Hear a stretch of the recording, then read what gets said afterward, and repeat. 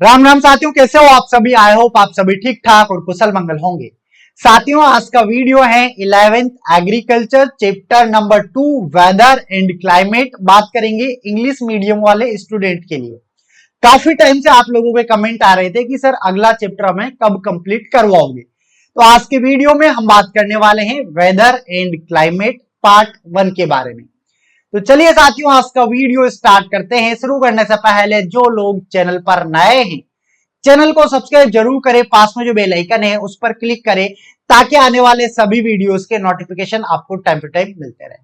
बात करेंगे weather and climate, but just इससे पहले आप लोगों को बताना चाहूंगा, जिन्होंने अब तक कैप्टन एग्रो ऐप डाउनलोड नहीं किया है, डाउनलोड कर लो। लिंक नीचे डिस्क्रिप्शन में है, क्योंकि वहां पर फ्री कंटेंट आप लोगों को दिया जा रहा है। और जो भी student 11th agriculture English medium notes लेना चाहते हैं उनको मात्र 499 रुपए में दिए जा रहे हैं, और 11th agriculture Hindi medium notes मात्र 99 रुपए में दिए जा रहे हैं।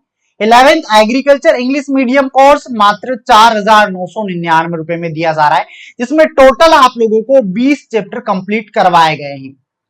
तो चलिए साथियों, आज का वीडियो स्टार्ट करते हैं। चैप्टर का नाम है वेदर एंड क्लाइमेट।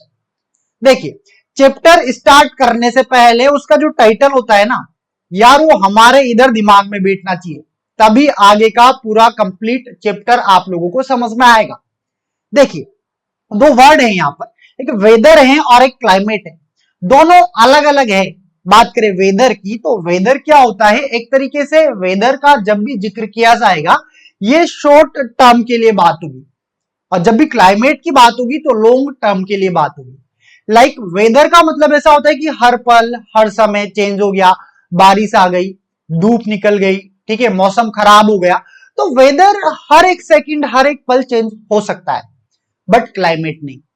आपने देखा होगा क्लाइमेट काफी समय तक लंबा एक जैसा बना होता है। जैसे आप देखते हो कि विंटर है, आप देखते हो कि समर है, इस तरीके से पर्टिकुलर रीजन का क्लाइमेट अलग अलग होता है, पर्टिकुलर रीजन का वेदर भी अलग अलग होता है। तो जस्ट इसका बेसिक इंट्रोडक्शन था। अब हम समझते हैं कि आपके बुक के अकॉर्डिंग आपको क्या क्या कवर करना है। देखिए, among the element of the physical environment that have the greatest impact on plant and human, climate is the major one। हमारे ह्यूमन लाइफ को और हमारे एनवायरमेंट को जितने भी एलिमेंट अफेक्ट करते हैं उनमें से क्लाइमेट एक इंपोर्टेंट है। देखिए यार, इतनी गारंटी देता हूं, अगर आप लोग स्टार्टिंग से एंड तक बने रहे और सारा का सारा फोकस आपका इसी क्लास में रहा तो आपको कंप्लीट चैप्टर एक ही बार में याद हो जाएगा। बट शर्त इतनी है ना, कि ध्यान हटा दुर्घटना घटी, वो नहीं होना चाहिए। ध्यान आपका कंप्लीट इधर होना चाहिए, चाहे आप 10 मिनट के लिए देखो या 1 मिनट के लिए देखो, बट पूरा फोकस इधर होगा। गारंटी देता हूं, एक एक वर्ड एक एक कॉन्सेप्ट आपके दिमाग में उतार दूंगा, बट ये तब होगा जब आपका ध्यान इधर होगा। तो देखिए, अभी मैंने बात की कि जितने भी एलिमेंट हैं, यहां पर दो पॉइंट हमारे पास आ रहे हैं। एक तो एनवायरमेंट का आ रहा है और दूसरा हमारे पास प्लांट और ह्यूमन। ठीक है, तो प्लांट और ह्यूमन को अफेक्ट करने वाले एनवायरमेंट के जो एलिमेंट हैं उनमें से एक मेजर है क्या, क्लाइमेट। आगे बढ़ते हैं। Climate and weather are dynamic form of our physical environment and influence almost very activity of human life. Human life की जितनी भी एक्टिविटी होती है बालकों, इन सबको अफेक्ट करता है वेदर एंड क्लाइमेट। आपको ऑफिस जाना है, बारिश आ गई, हो गया ना, तो क्लाइमेट क्या कर रहा है, क्लाइमेट हो या वेदर हो, ये ह्यूमन लाइफ की एवरी एक्टिविटी को अफेक्ट करता है।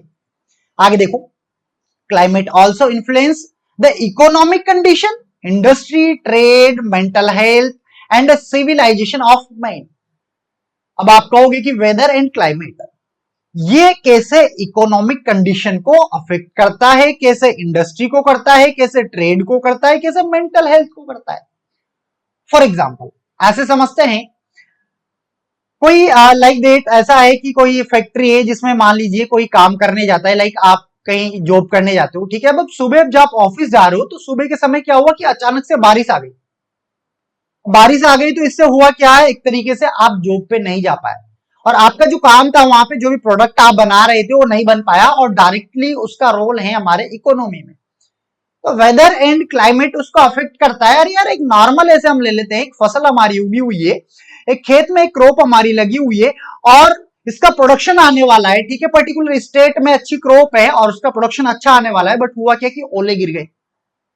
अब जब ओले गिरे तो सारी फसल बर्बाद हो गई, और सारी फसल जब बर्बाद हुई बालको, तो ये इकोनॉमी को डायरेक्ट इंपेक्ट कर रही है। मेंटल हेल्थ को, जब किसान की फसल बर्बाद होती है तो दिमाग थोड़ा स्थिर नहीं रह पाता, खराब होता है कि यार इतने टाइम की मेहनत हमारी बर्बाद हो गई है। तो वेदर एंड क्लाइमेट ह्यूमन की ऑल एक्टिविटी को, इकोनॉमिक कंडीशन को, मेंटल हेल्थ को, इंडस्ट्री को, ट्रेड को, इन सबको अफेक्ट करता है। ये आपको दिमाग में उतारना है। आगे देखिए, climate is the main reason behind the difference in costume, lifestyle and eating habits of people living different region of the world. Climate जो है ये अलग अलग रीजन में रहने वाले लोगों के अकॉर्डिंग वहां का खान पान लोगों का अलग अलग है। आपने देखा होगा सर्दियों में लोग गर्म खाना ज्यादा पसंद करते हैं, चाय की ज्यादा डिमांड करते हैं। वहीं हम बात करें समर की, लोगों को ठंडा ज्यादा चाहिए कि यार कोको कोला लाओ, यार मिरिंडा लाओ, माजा लाओ, ऐसा।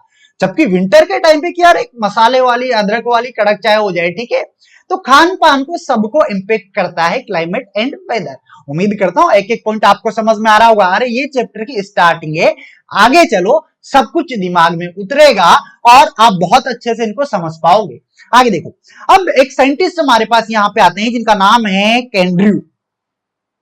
केंड्रू एक क्लाइमेटोलॉजिस्ट है, याद रखना। तो केंड्रू जी बोलते हैं, climate is the basic and most important among all the element that control life. Life को कंट्रोल करने वाले जितने एलिमेंट है उनमें से एक सबसे इंपॉर्टेंट एलिमेंट कौन है बालक? क्लाइमेट है।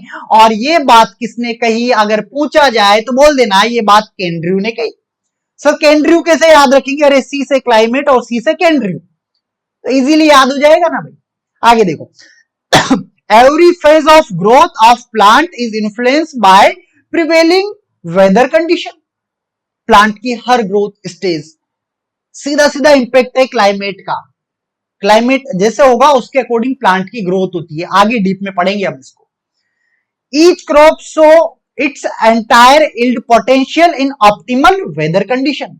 ऑप्टिमल वेदर कंडीशन का मीनिंग ये है कि जब उसके लिए सूटेबल हो, क्रॉप के लिए सही टेम्परेचर उसको मिल रहा हो, सही ह्यूमिडिटी उसको मिल रही हो, टाइम पे बारिश हो रही हो, सब कुछ अगर बढ़िया चल रहा है तो कहने का मतलब है प्लांट की ग्रोथ के लिए वो काफी बेटर है।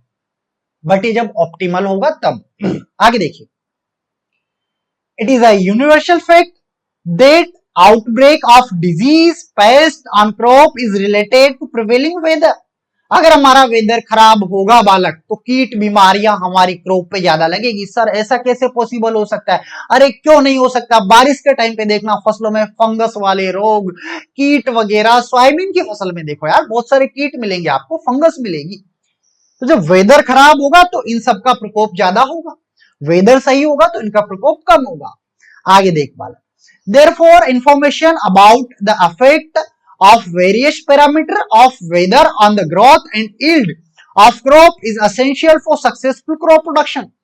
अगर हमारे पैरामीटर हमारी क्रॉप के लिए सही होते हैं, वेदर वगैरह ये सब कुछ, तो हमारी ग्रोथ सही होगी, हमारा यील्ड सही आएगा क्रॉप का, और हमारा एक सक्सेसफुल प्रोडक्शन आ पाएगा। बट ये जब सारे के सारे पैरामीटर हमारी क्रॉप के अकॉर्डिंग फिट बैठेंगे तब।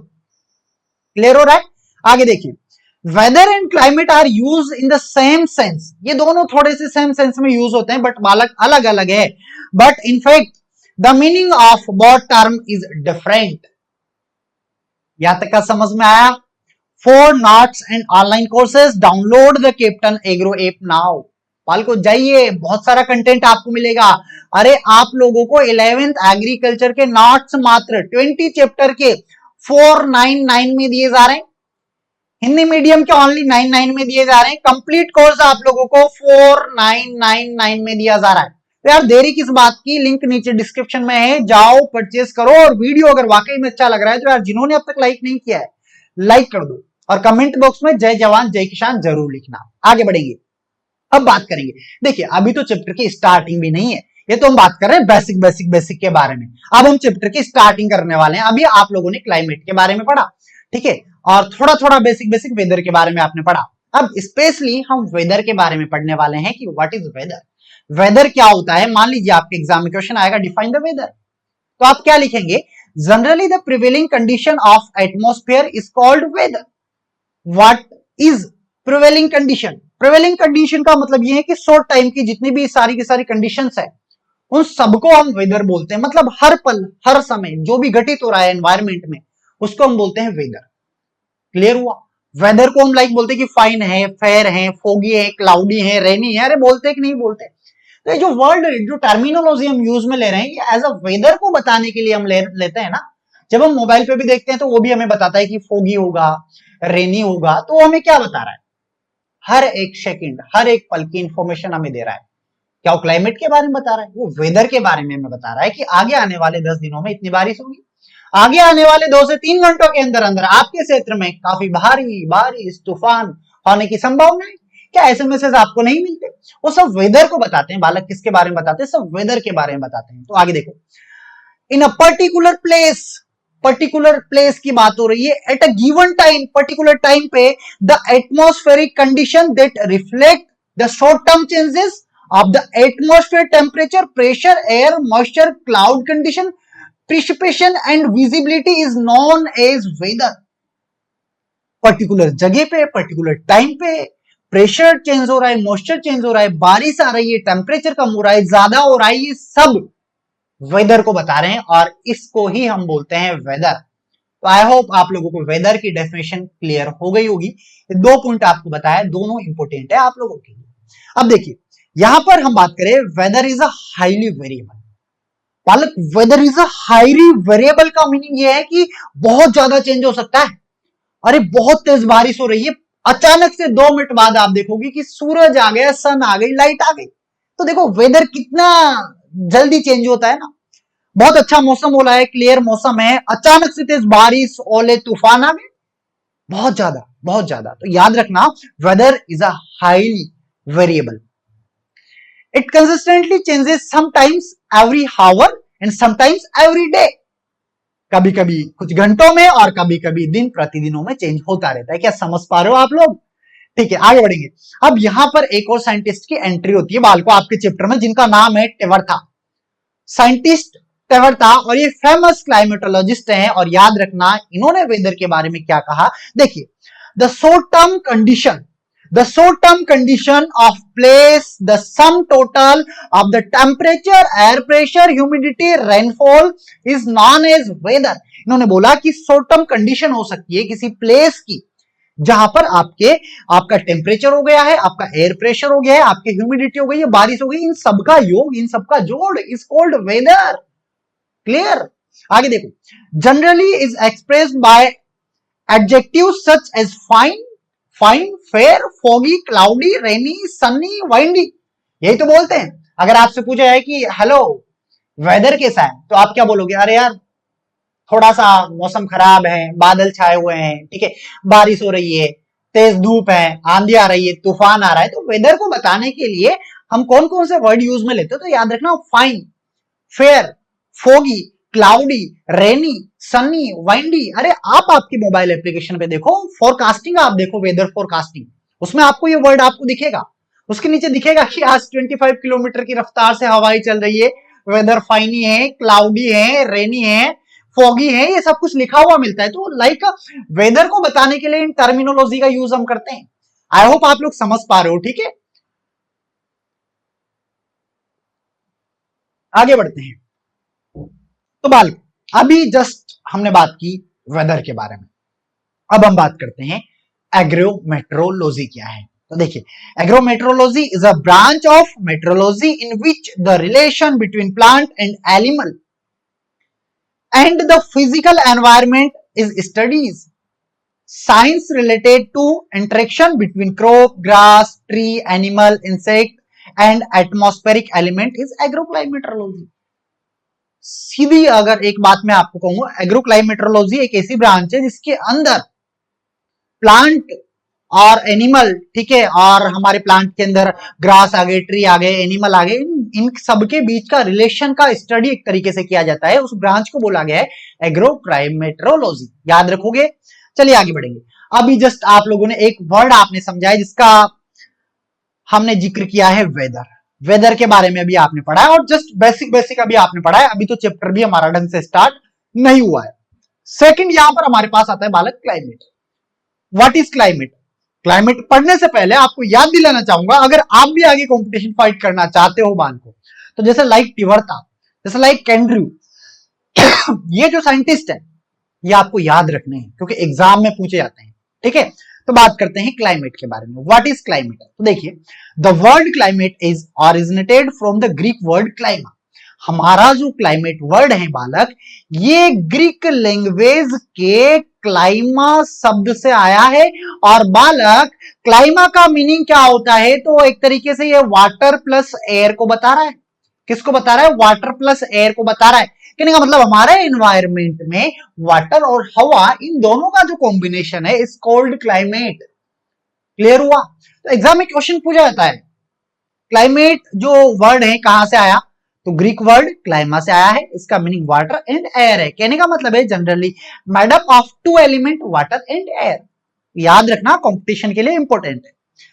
Water stand for humidity, precipitation of the atmosphere, and air is related to speed, direction, temperature, etc. Wind, hence the collective condition of air and water is known as climate.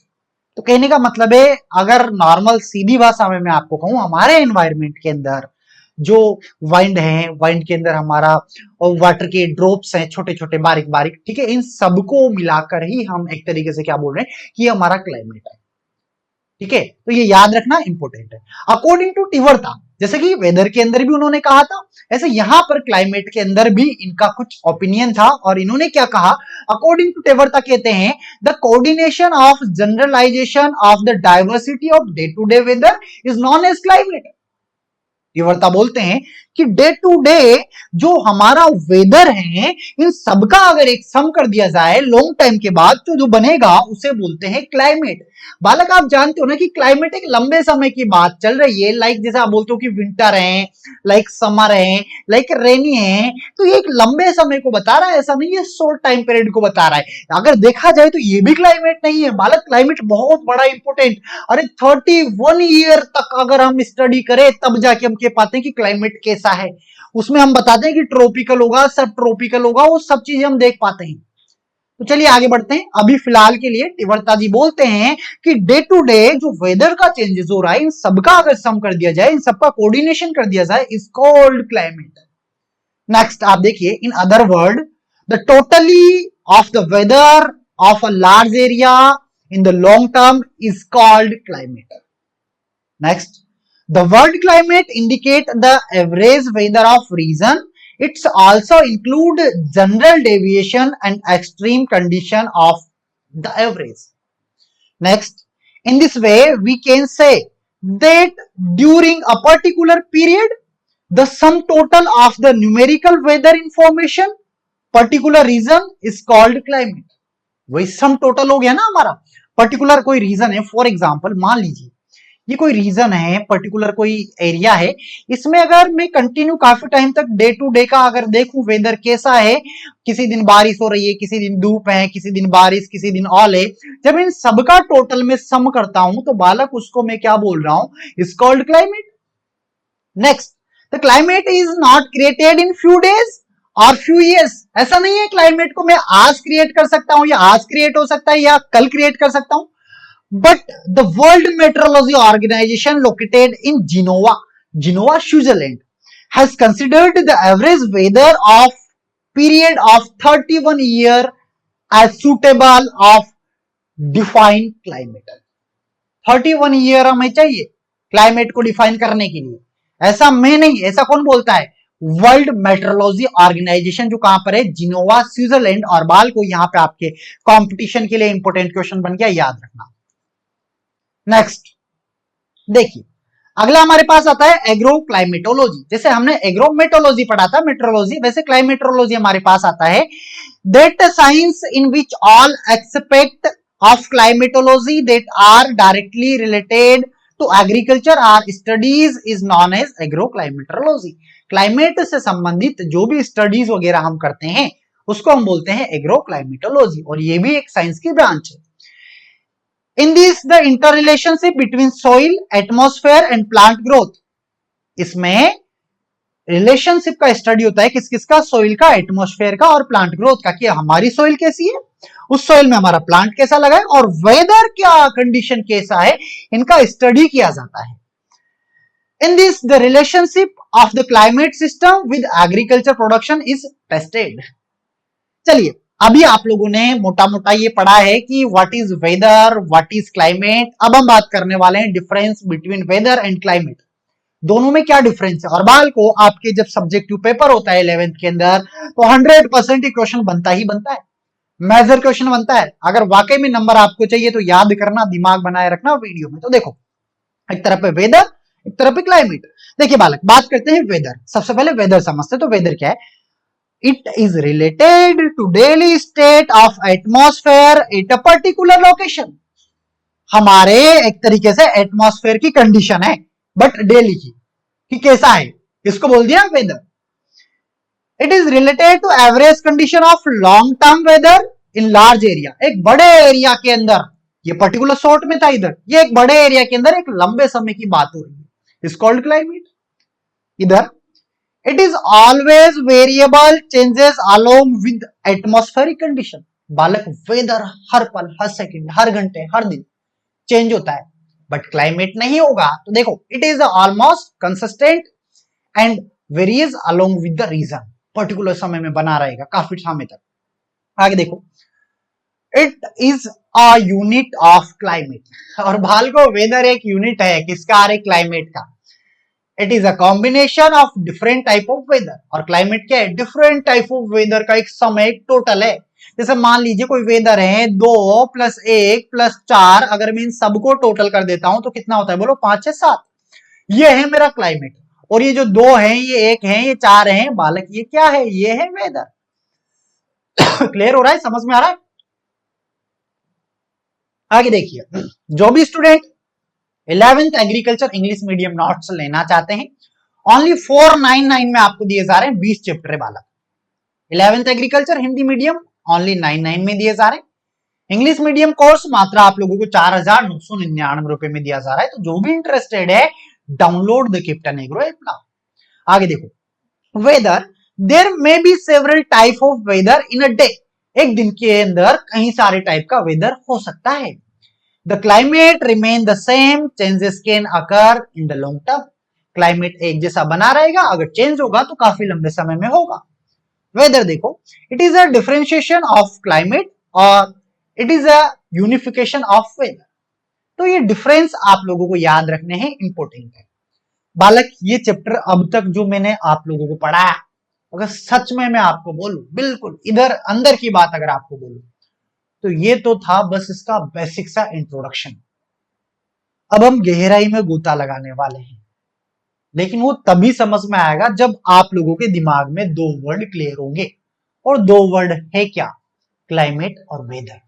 बड़े simple है, weather short term, climate long term. बस अगर ये दिमाग में fit है तो आगे का फिट करने की गारंटी मैं लेता हूं। और ये चैप्टर आपको आपकी ऊंचाइयों तक पहुंचाएगा। आगे जब कंपटीशन आप दोगे तो बाल को यहां से कई सारे क्वेश्चन पूछे जाते हैं और बच्चों को होश तक नहीं होता, क्योंकि 11th को लोकल समझ के वो बिल्कुल छलांग लगा के जाते हैं, और जब कंपटीशन फाइट करते हैं तब पसीने आ जाते हैं और एग्जाम फाइट नहीं कर पाते। अगर वाकई में आगे आपको एग्रीकल्चर में करियर बनाना है तो आपको 11th 12th को समझना पड़ेगा। ये आपके मकान की नींव है, इस पे आपको अच्छे से बिल्कुल एक एक पॉइंट आपका क्लियर होना चाहिए, तभी आगे कंपटीशन आप फाइट कर पाओगे। ठीक है, तो आगे बढ़ते हैं और एक इंपॉर्टेंट टॉपिक हमारा स्टार्ट यहां पर हम करने वाले हैं, जो अति इंपॉर्टेंट है, मोस्ट इंपॉर्टेंट है। देखिए, element of weather and climate and their effect on crop. ऐसे कौन कौन से एलिमेंट हैं जो हमारे वेदर को एंड क्लाइमेट को अफेक्ट करते हैं, और क्रॉप के ऊपर क्या इफेक्ट इसका है, ये हम पढ़ेंगे। बस 7 पॉइंट याद रखना। जैसे 7 फेरे होते हैं ना, 7 जन्म होते हैं, 7 समुद्र होते हैं, 7 पत्नियां नहीं, पत्नी एक ही होगी, ज्यादा मत सोचो। ठीक है, तो 7 पॉइंट आप याद रखना, 7 एलिमेंट आप याद रखना, ये वेदर एंड क्लाइमेट को डायरेक्ट इंपेक्ट करते हैं, डायरेक्ट अफेक्ट करते हैं। कौन कौन से हैं? सबसे पहला टारगेट, कोशिश करना कि इनके नाम याद करो। अगर नाम याद हो गए तो आगे की कहानी में सुनाऊंगा और आप सुनना और बड़े प्यार से आपको समझ में आएगी, ठीक है। तो 7 फेरे, 7 जन्म और हमारे 7 पॉइंट। पहला आता है सोलर रेडिएशन। बालक क्या आता है? Solar radiation. दिमाग में उतार ले अभी अगर चैप्टर समझना है तो। सेकंड आता है टेम्परेचर। थर्ड आता है एटमॉस्फेरिक ह्यूमिडिटी। फोर्थ आता है atmospheric pressure. Fifth wind. Six precipitation rain और 7 क्लाउड्स। बस नाम याद कर क्या होते हैं ये मैं बताऊं, ठीक है। तो एक एक करके समझेंगे, बट उससे पहले जलपान कर लिया जाए, क्योंकि चैप्टर तो वाकई में अभी स्टार्ट हो रहा है। इसके पहले तो जो आपने देखा है वो एक ऐसा था, थ्योरेटिकल पार्ट था, ठीक है। उम्मीद करता हूं बट आप लोगों को अच्छे से समझ में आया होगा, ठीक है। चलिए तो एक एक करके समझते हैं। तो सबसे पहला फेरा, सोलर रेडिएशन, ठीक है। तो देखो व्हाट इज सोलर रेडिएशन। बालक देखो, almost all of the energy received by the earth is provided by the sun। क्या ये ट्रूथ है? अरे बिल्कुल है। हमारे धरती पे जो भी एनर्जी आ रही है वो सब सूरज की वजह से है। तो सूरज एक इंपॉर्टेंट सोर्स है हमारे लिए। तो ये लाइन आप याद रखना। जैसे देखो यहाँ इस फोटो से समझ में आ रहा होगा, ये इधर सन है, ये सूर्य भगवान है, इनकी वजह से सोलर चल रहा है, इनकी वजह से पौधे उग रहे हैं, इनकी वजह से यहाँ पर एनर्जी बन रही है। सब कुछ, एवरीथिंग एनर्जी के ऊपर डिपेंड करता है। तो सोलर रेडिएशन समझ गए होंगे कि क्या होता है। आगे देखो, all physical action occurring in atmosphere are also driven by the energy received by the solar radiation। तो सोलर रेडिएशन से जो एनर्जी रिसीव होती है इसी से सब कुछ होता है, ऐसा समझो आप। एक वर्ड आता है बालक, insolation. What is insolation? Star लगा लो। देखो, the energy that received from the sun by radiation on the earth also known as insolation. हमारे अर्थ पे जो सूर्य से जो एनर्जी रिसीव हो रही है, इस प्रोसेस को इंसोलेशन हम बोल रहे हैं। क्लियर? उतरा क्या दिमाग में? इधर उतरना इंपॉर्टेंट है। आगे देखो, the process of photosynthesis, evaporation, soil air heating are also generated by the energy. Photosynthesis होगा प्लांट में, अरे सूरज की वजह से होगा। इवापोरेशन होगा, सूरज की वजह से होगा। जो भी होगा सूरज की वजह से होगा। जो उजाला हो रहा है सूरज की वजह से हो रहा है। अगर सूरज नहीं तो कुछ नहीं। तो सूरज देख लो कितना इंपॉर्टेंट है आप लोगों के लिए, ठीक है। हाँ, आपके उनका नाम तो नहीं है कहीं सूरज। चलिए आगे बढ़ते हैं। अब देखिए, जब बात हो रही है सूरज की, तो सूरज से हमें मिलती है लाइट। यहां पे कुछ पॉइंट हैं जो हमारी क्रॉप के लिए इंपॉर्टेंट होंगे। Like that, quality of light. Light की क्वालिटी कैसी होना चाहिए? तो बालक देख, ultra violet rays present in light होती है, बिल्कुल। दोपहर के समय पे जो लाइट आती है वो काफी डेंजर होती है। रीच द अर्थ, जैसे वो पृथ्वी पे आती है, are tolerated by plant and due to their influence the plant cell remain small, their growth gets retarded. जैसे ही ये हानिकारक रेज हमारे धरती पे आती है, प्लांट की लीफ पे आती है, तो बालक प्लांट के अंदर जो भी होता है, जो सेल्स वगैरह होती है, ये छोटी रह जाती है, इनका डिवीजन नहीं हो पाता, पौधा विकास नहीं कर पाता, ग्रोथ नहीं कर पाता और प्लांट की वृद्धि रुक जाती है। कौन सी रेज से? तो याद रखना, अल्ट्रा वायलेट। ये डेंजर होती है हमारे लिए भी, प्लांट के लिए भी।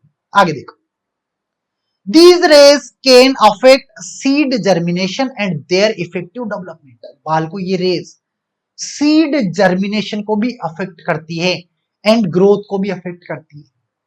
आगे, फॉर्मेशन ऑफ टिलर, हमारे जो टिलर्स बनते हैं, गेहूं में बालियां बनती है, ठीक है। शेप ऑफ द लीव, जो पत्तियों की साइज शेप बनता है। ग्रोथ ऑफ रूट, जो जड़ों की वृद्धि होती है। Grain plant is also influenced by the radiation, जो सन के द्वारा जो रेडिएशन आ रहा है इससे अफेक्ट होता है ये सब कुछ। अगर सही है तो पत्ती बढ़िया बनेगी, दाना सही बनेगा, बालियां अच्छी बनेगी, लेकिन डेंजर है तो वृद्धि रुकेगी, खराब होगा सब कुछ। समझ पा रहे हो? तो क्वालिटी ऑफ लाइट, हमें गुड क्वालिटी ऑफ लाइट की नीड है, अल्ट्रावायलेट की नहीं है। आगे देखिए, the red rays of light enhance the photosynthesis and germination process and prevent elongation। ये देखो, अगर बालक ऐसे रेड लाइट जो आती है, ये प्लांट के लिए बहुत बढ़िया है। ये देखो, ये ज्यादा हानिकारक नहीं है पौधे के लिए, बहुत अच्छे से पौधा जर्मिनेट होता है, बहुत अच्छे से हमारा प्लांट ग्रोथ करता है।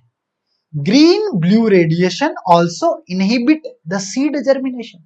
जबकि बालक जो ग्रीन लाइट आती है या जो ब्लू लाइट आती है, बालक ही हमारे सीड के जर्मिनेशन को रोक देती है। तो बेस्ट लाइट हमारे लिए रेड लाइट हो गई बालक, ये बढ़िया लाइट है ना, मतलब तो याद रखना ये इंपोर्टेंट है।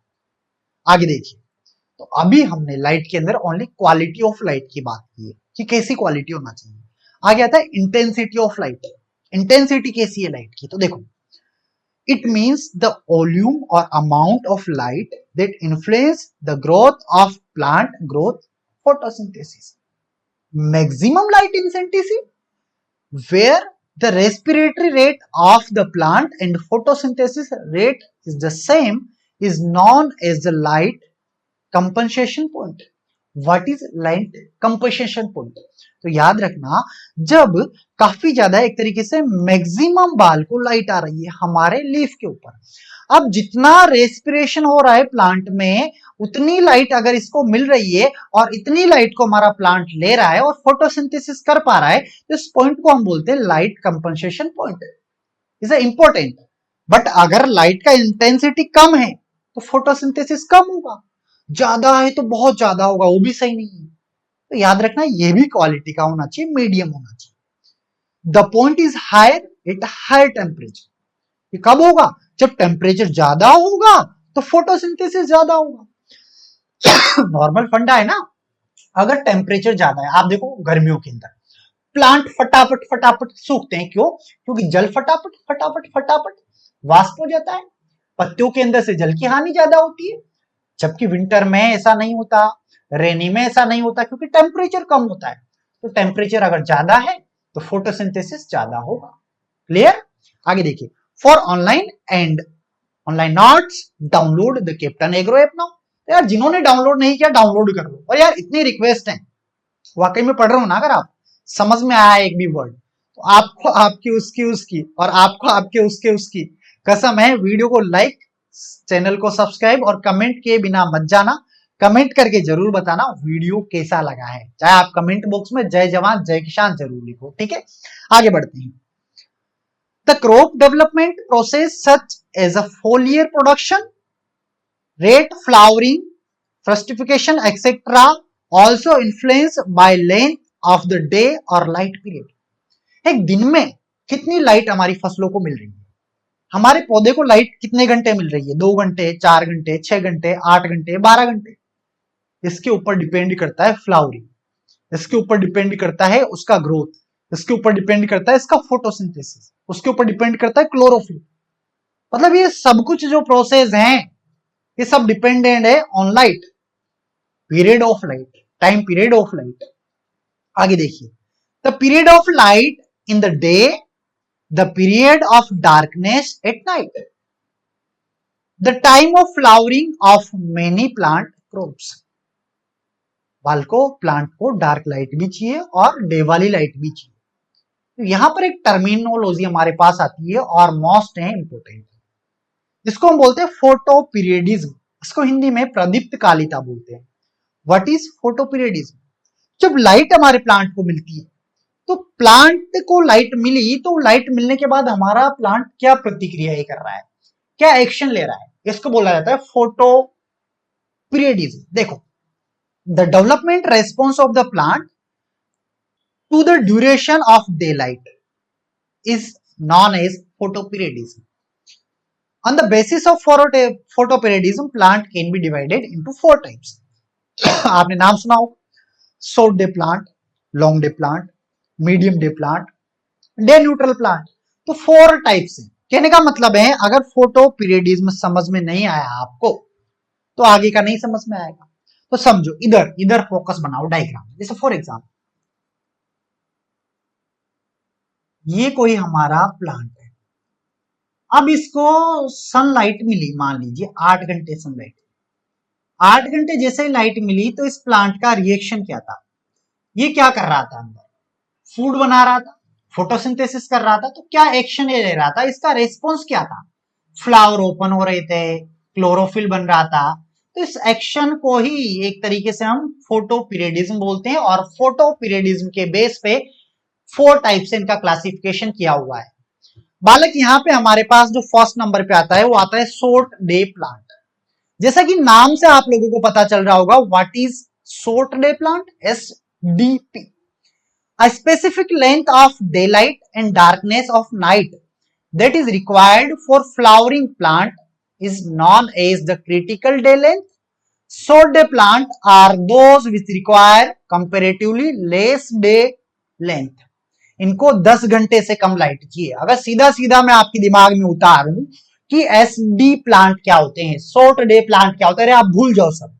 इतना याद रखो, ऐसे प्लांट जिसको 10 घंटे से कम लाइट की रिक्वायरमेंट होती है उनको शॉर्ट डे प्लांट कहा जाता है। और 10 घंटे से कम ये जो लाइट इनको चाहिए ये फ्लावरिंग प्रोसेस के लिए चाहिए। The vegetative growth of plant enhance if they get more day light and the time of flowering is delayed. अगर ज्यादा मिलेगी तो सही नहीं है। जैसे एग्जाम्पल प्लांट पेडी, मिलेट, मेज, सोयाबीन, ग्रीन लेंटिल, ये सारी की सारी खरीफ की क्रॉप है। अब खरीफ में एक बात बताओ, जब बारिश आ रही होती है तो क्या दिन भर धूप निकलती है, अरे कभी बारिश हो रही होती है, तो मतलब एक तरीके से 10 घंटे से ही कम लाइट मिल पाती है पौधों को, और यही सुटेबल है यार। तो ये जो एग्जाम्पल है आप लोगों से कंपटीशन में पूछेगा ये जेट ICAR BHU कृषि पर्यवेक्षक में कि बताइए SDP के एग्जाम्पल क्या है। तो बालक आपको उस समय शर्माना नहीं है और ना ही चुप रहना है, आपको बताना है कि क्या क्या एग्जाम्पल है, क्योंकि आपने क्लास ली है यार, आपने पढ़ा है। क्या दिक्कत है, बहुत अच्छे से हम समझ पा रहे हैं कि यार खरीफ का टाइम है, सन हमें कम मिल रहा है, एग्जाम्पल क्या क्या है, राइस है, सोयाबीन है, मेज है, ग्रीन है, लेंटिल है, एक्सेट्रा।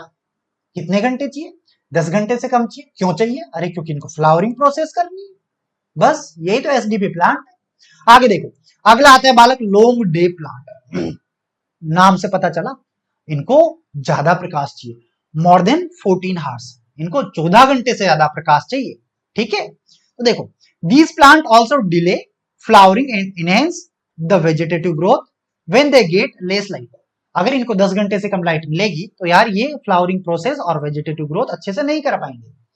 एग्जाम्पल है इसके व्हीट, बार्ले, ओट, पोटेटो, सुगर बीट। बालक रबी क्रॉप, रबी में आपने देखा होगा कि जो लाइट है 14 घंटे से भी ज्यादा आपको मिलती है, फसलों को मिलती है। सुबह जल्दी धूप निकल जाएगी और शाम को भी देर 7-7 बजे तक धूप रहती है, तो करीबन करीबन 14 घंटे के आसपास इनको लाइट चाहिए।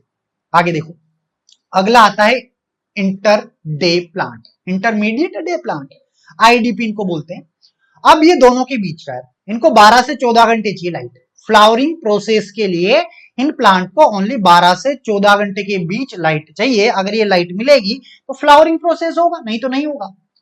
तो सर ऐसी कौन सी जगह पे है जहां पे ऐसी लाइट मिलती है 12 से 14 घंटे फिक्स है? तो बालको इंडिया के अंदर एक जगह है कोयम्बटूर, तमिलनाडु के अंदर, वहां पर SBI बनाया गया। Sir state bank of India, अरे नहीं यार, पैसों की बात नहीं। ठीक है, बात हो रही है sugar cane breeding institute, SBI। ये तमिलनाडु कोयम्बटूर के अंदर है, याद रखना, क्योंकि यहाँ पर बाल को 12 से 14 घंटे लाइट मिलती है और यहाँ पे सुगर केन में ब्रीडिंग करने के लिए, कहने का मतलब है तो ये लाइट इसको चाहिए, इसीलिए वहां पर ये इंस्टीट्यूट बनाया गया है। यही रीजन है इसका। ठीक है, अगर पूछा जाए भाई वहीं क्यों बनाया, जयपुर में बना देते, कहीं पर भी बना देते ना, कोयम्बटूर में क्यों, क्योंकि वहां 12 से 14 घंटे लाइट मिलती है। आगे बढ़ेंगे, अगला आता है बालक DNP प्लांट, जिनको बोलते हैं डे न्यूट्रल प्लांट।